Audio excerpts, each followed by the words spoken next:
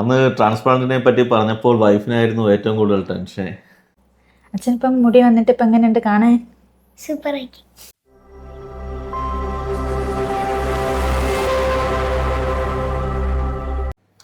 Hi, എൻ്റെ പേര് ദീപക്. ഞാനിപ്പോൾ വന്നിരിക്കുന്നത് കോഴിക്കോട് ലാൻഡൻ സിറ്റിയുടെ ബ്രാഞ്ചിലാണ്. ഞാനിപ്പോൾ സർജറി ചെയ്തിട്ട് 1 year ആയി. ഹായ്, ഞാൻ ഗോപിക, വൈഫാണ്. ഞങ്ങൾ കല്യാണം കഴിഞ്ഞിട്ട് 9 വർഷമായി. കല്യാണ സമയത്തൊക്കെ ഏട്ടന് നല്ല ഹെയർ ഉണ്ടായിരുന്നു. പിന്നെ ഒരു 3-4 വർഷം കഴിഞ്ഞപ്പോൾ പയ്യെ ഹെയർ കുറയാൻ തുടങ്ങി. ഫയർ ആൻഡ് റെസ്ക്യൂ ആയതുകൊണ്ട് ഹെൽമെറ്റ് കണ്ടിന്യൂസ് ആയിട്ട് ഉപയോഗിക്കണം. അപ്പോൾ അതിൻ്റെ ഈ ഒരു ഹെൽമെറ്റ് ഉപയോഗിച്ചുകൊണ്ടുള്ള ഒരു പ്രശ്നം ആണ് ഒന്നാമത്. പിന്നെ അവിടുത്തെ വാട്ടർ അതിൻ്റെയൊക്കെ ചെറിയ പ്രോബ്ലംസ്. അപ്പം അങ്ങനെ ഹെയർ നന്നായിട്ട് കൊഴിയാൻ തുടങ്ങി. അന്ന് ട്രാൻസ്പ്ലാന്റിനെ പറ്റി പറഞ്ഞപ്പോൾ വൈഫിനായിരുന്നു ഏറ്റവും കൂടുതൽ ടെൻഷൻ. സത്യമാണ്. അവള് സമ്മതിച്ചിട്ടില്ലായിരുന്നു തീരെ. എനിക്ക് നല്ല ടെൻഷനായിരുന്നു. എങ്ങനെ ഇത് തലയ്ക്ക് ചെയ്യുന്നതാണല്ലോ, അപ്പം ഇഞ്ചക്ഷൻ എവിടെയാണ് വെക്കുക അതൊന്നും അറിയില്ല.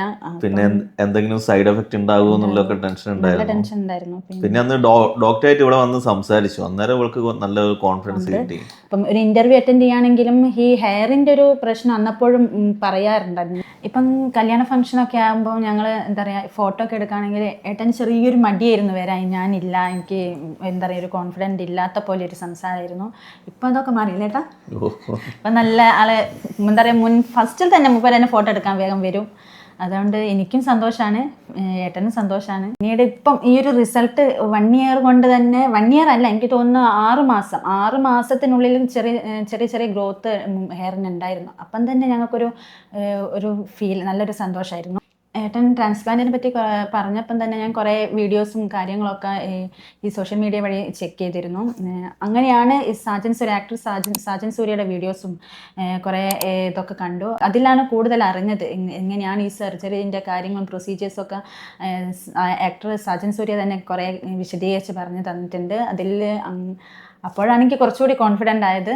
ഏട്ടൻ്റെ ഫേസ് തന്നെ എന്താ പറയുക, കുറച്ചൊന്ന് പ്രായം കുറഞ്ഞ പോലെ എനിക്ക് തോന്നിയിട്ടുണ്ട്. അന്ന് ഞാൻ ചിലപ്പം ഏട്ടന് സപ്പോർട്ട് കൊടുത്തില്ലായിരുന്നെങ്കിൽ ഞങ്ങൾക്കിപ്പോൾ ഈ ഒരു എന്താ പറയുക കോൺഫിഡൻറ്റും ഹാപ്പി ആയിട്ടൊന്നും ഇരിക്കാൻ കഴിയില്ല.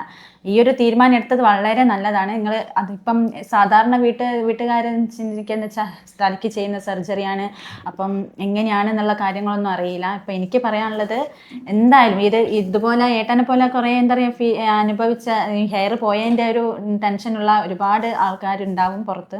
അപ്പം അവരോടും അവരുടെ ഫാമിലിയോടും പറയാനുള്ള ലാഡൻ സൈറ്റ് നല്ല ഒരു ഓപ്ഷനാണ് നിങ്ങൾക്ക്.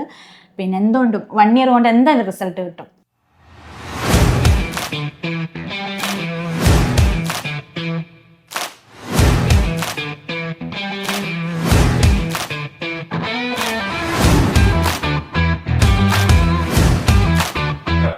ലാഡൻ സിറ്റിക്ക് നമ്മുടെ ഫാമിലിയുടെ വക ഒരു ബിഗ് താങ്ക്സ്.